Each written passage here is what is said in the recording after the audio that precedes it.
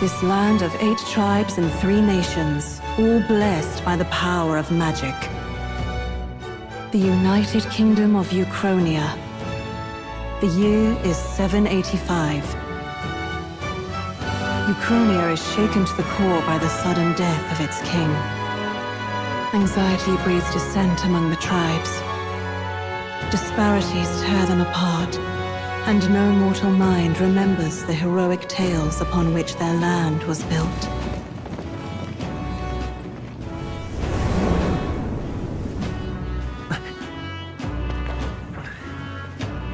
By this story of fantasy, may this faded world be painted anew.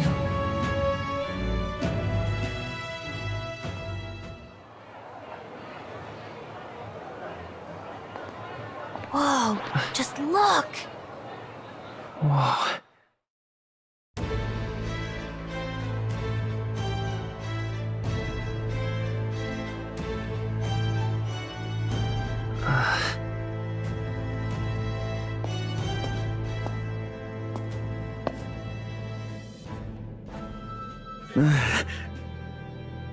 Might you spare some coin? Bless you. Oh, Careful! hurry!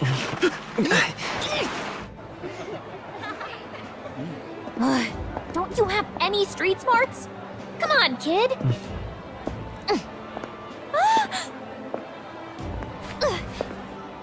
Look, we're not tourists here. We gotta stay focused. Right. You noticed back on the wagon? You might be the only elder here, in the whole city even.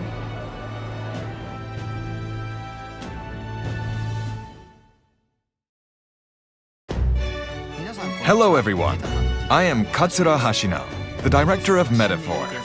My representative works include Shin Megami Tensei 3, Persona 3, Persona 4, and Persona 5. In the previous showcases, we have introduced you to the story and the world in which the main characters will be competing in the Royal Tournament. In this ATLUS exclusive Metaphor ReFantazio Character Edition showcase, we'll be looking at the campaign in its early stage, introduce the rival candidates and their believers, the fascinating supporters who help the protagonist win the election, and the bonds he will form with these characters. I will introduce them in more depth than what we have done in previous exclusives.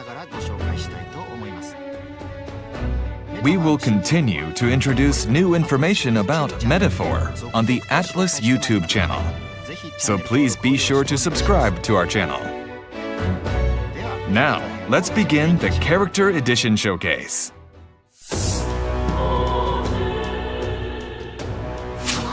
First, here is a synopsis of the story. On a special mission to save the prince, the protagonist attends the king's funeral to assassinate the mastermind, the great criminal Luis. Suddenly, the giant face of the supposedly dead king appears in the sky over the royal capital, and the election magic is triggered. Whoever can win the most support from the people by the deadline will be the next king. Thus began an unprecedented uprising for the throne, allowing the citizens to be a candidate to become the next king. Gathering popular support is not an easy task for regular citizens who have no electoral experience. That is when Sanctifex Forden of the Sanctus Church, a leading figure in the country, declares the Tournament for the Throne as an opportunity for people to put their powers on display and gather support. In this Tournament for the Throne, those who have put themselves forward as candidates for king are tasked to visit the major cities in the kingdom, proving their worth to the public as they tackle tough challenges. The first destination, Port Brilehaven, will host the Exhibition of the Brave, in which candidates compete to see who can bring in the biggest monster head. Those who make it through will head to Altaberry Heights to take on the next challenge. It is Batlin, a Sanctus Crier, who is responsible for informing the public about the Tournament for the Throne, which has become a truly national event. The Tournament for the Throne! His lighthearted play-by-play keeps the public engaged in the tournament. Aspirants can complete 3 grueling challenges. Now, in this national election campaign, candidates with various agendas come forward. The two most powerful men leading the tournament from unassailable positions are Forden and the protagonist's arch-nemesis, Luis. Forden is the supreme authority of Sanctism, the state religion of the United Kingdom of Ucronia, and is also the head of the Crown Theocracy, the government ruled with Sanctism at its center.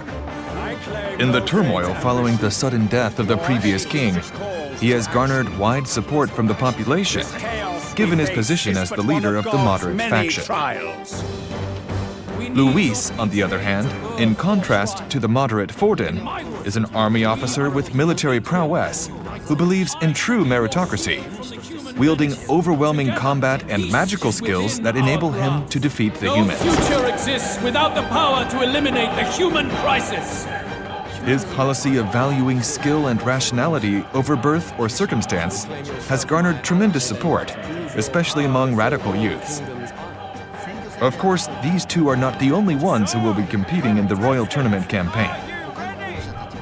Other candidates also put their names forward in the campaign, each with their own quirky platforms. The first one I would like to introduce is Godot. He is Forden's primary bodyguard, as well as the captain of the Monk Army, the enforcement arm of the Crown Theocracy. He himself does not intend to be king, but he doesn't seem to take kindly to the arrival of the filthy Elda protagonist. Are you prepared for the end?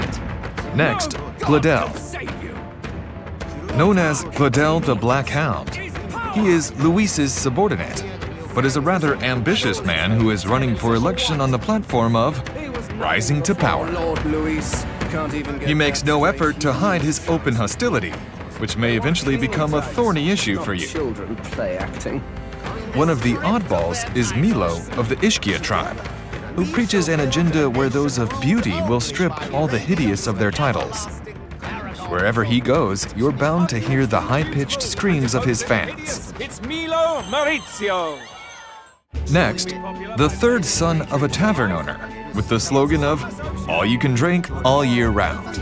Without giving much thought to the future of the kingdom, some might be tempted to agree with Lovelace's pledge, which falls in line with his hedonistic parapus traits.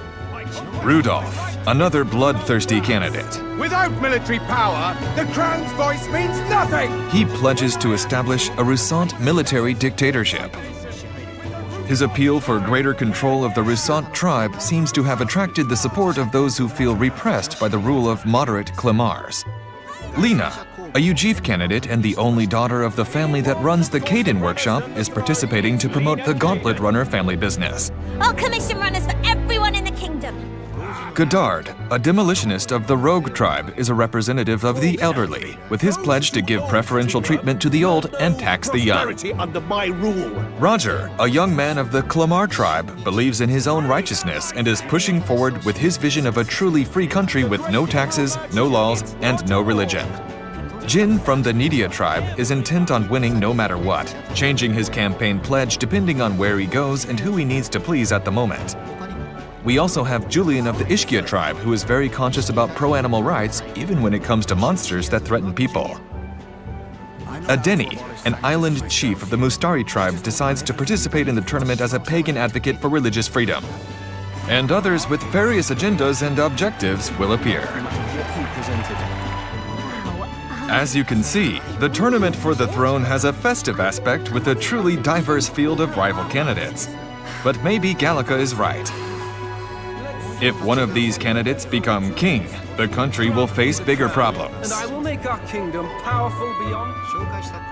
The candidates we've introduced are all powerful people who have expensive gauntlet runners at their disposal. And I think you will find that there are many who want to represent the tribe they come from and increase their influence. However, some of these rivals are so impacted by the protagonist's actions down the line that they later become his supporters. If it isn't the pretentious little gallant and his cronies. I won't go into detail now, but I hope you will look forward to that as well. Posters highlighting the candidates' pledges are posted in cities with influential power. You may want to listen to people's opinions as you walk the streets to see what they think of the candidates' promises and claims made in speeches. During the election period, the protagonist's popularity ranking in the race can be checked by pressing a specific button in the overworld. At the beginning, the protagonist's support ranking starts in a rather low position, around 8,121st place, as you see here. This is not a simulation game where the popularity ranking fluctuates in real time, so it is only a flavor element of the game. But these rankings will change significantly as the campaign progresses. The protagonist is a nobody at the lowest level in the country. Of course, he is not the kind of person that anyone would expect to be king. You will feel the dynamics of this royal tournament campaign as you watch the ranking gradually change with the results of completing your missions and through your actions towards the people of the city.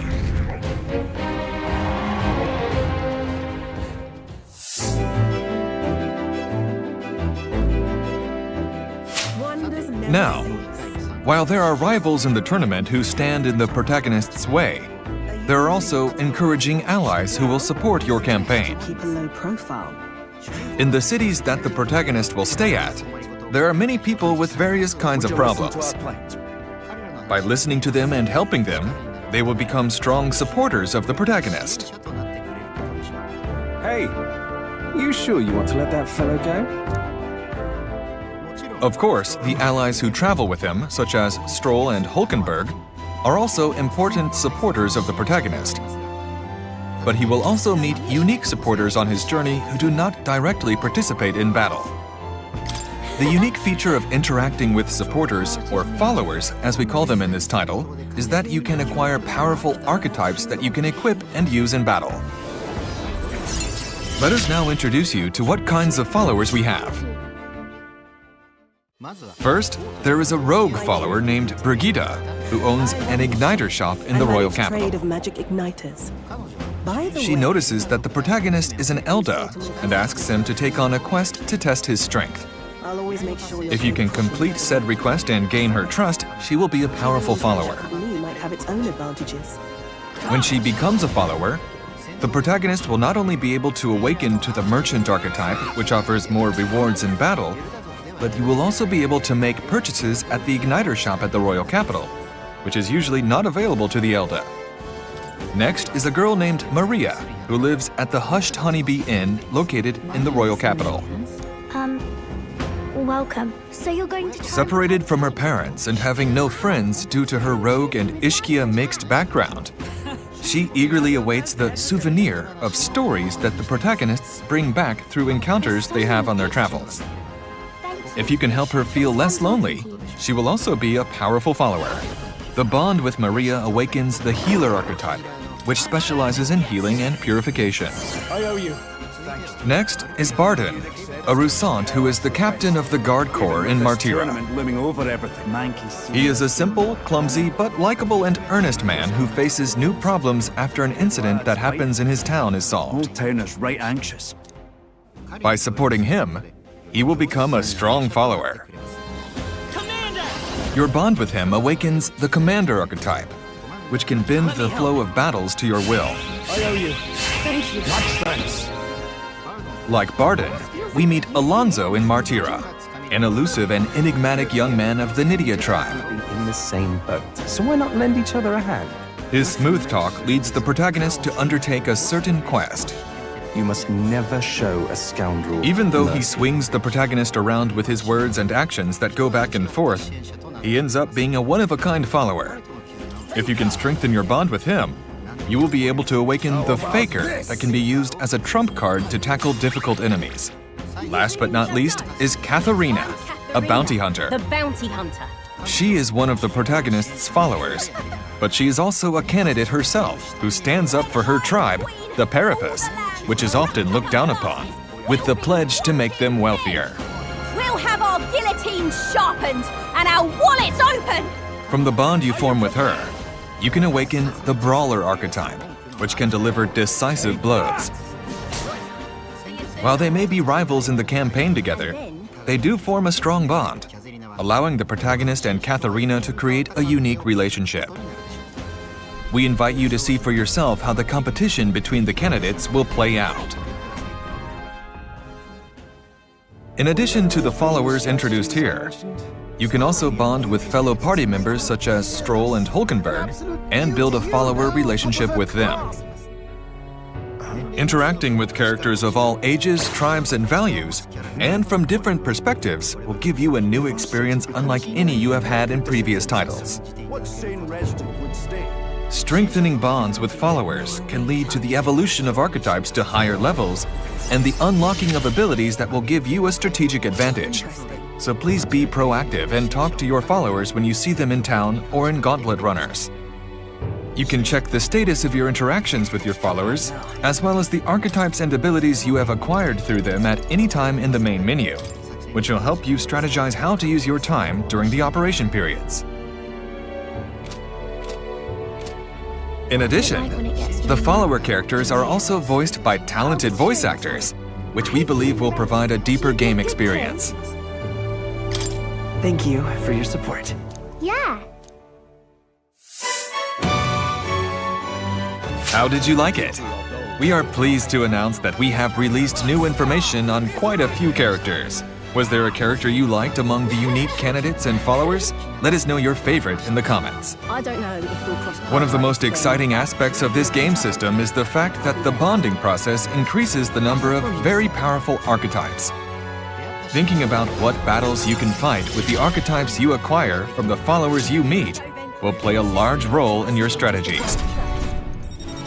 It is up to you, the player, to choose a follower in favor of strategy, or choose a follower whose circumstances are of interest to you. It is well worth giving thought to, so I hope you look forward to it. Wind! Up to this point, we have introduced the battle system, the dungeons, the story, and the characters. A beautiful city. However, a new and different aspect of Metaphor is the element of enjoying daily activities on your journey. In the next showcase, I will finally introduce the journey aspect in detail, so please stay tuned. Once again, Metaphor is scheduled for release this fall on October 11th, 2024. Both the physical and digital editions are available for pre-orders, so please pre-order your copy or add it to your wish list. Along with the standard edition, a digital deluxe edition commemorating the 35th anniversary of the ATLUS brand is also available. You can also get additional pre-order bonuses, so make sure to pre-order today. See you at the next ATLUS exclusive showcase. Thank you very much for your time today.